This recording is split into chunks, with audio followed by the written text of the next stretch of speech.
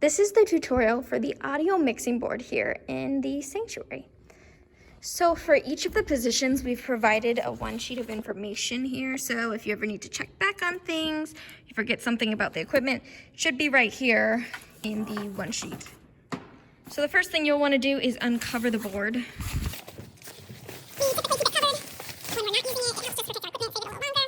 When you're ready to turn it on, you can hit the on button right here in the panel right next to the board.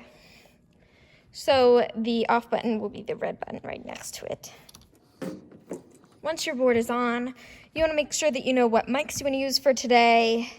And we typically have the ones we're using labeled. So for instance, this one leads to the piano over there. And you'll want to check these. So each channel has its own fader, mute button, and auxiliary outputs. These are the effects controls. You have gain, and you have these little controls up here. So we'll go through each of them. So this is a fader. It controls the volume of the mic or the input that you have into the board. This one right now is piano. So we could say we want the piano a little lower because we're going to have singers. And to mute and unmute this specific mic, the piano mic, you would hit the button here. When there is no red light, it is not muted, and when there's a red light, it's muted. So whenever a channel's not in use, we want to make sure that it's muted just so nothing comes through that. We use different auxiliaries here. Number 7 is the live stream auxiliary, so we want to make sure it's up. If for some reason you're not getting audio from piano to the live stream, you want to make sure that the channel 7 is turned up to make sure we can hear it. Up here, you can control the gain. Say you're not getting a lot of volume, but your fader's all the way up, you're having trouble hearing it still. You can go up here and adjust the gain to give you some more volume. The pan button down here by the mute button, it just controls whether it's coming out of the left or right speaker. We just keep these in the middle typically.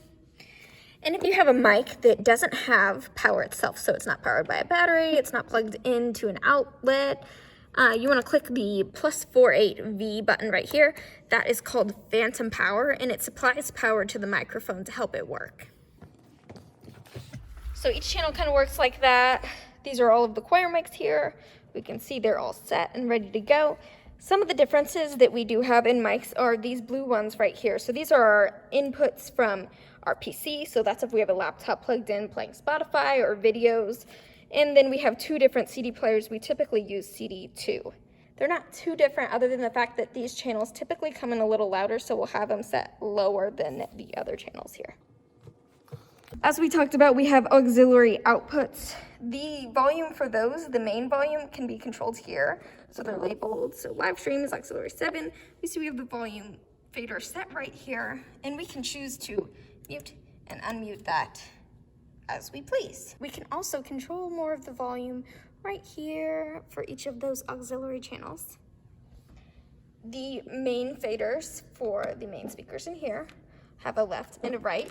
Typically you want to keep those at the same level, so we'll set them right there for now. And so when you're testing mics, you want to test them once you bring in at the beginning of your day or beginning of getting ready for the event.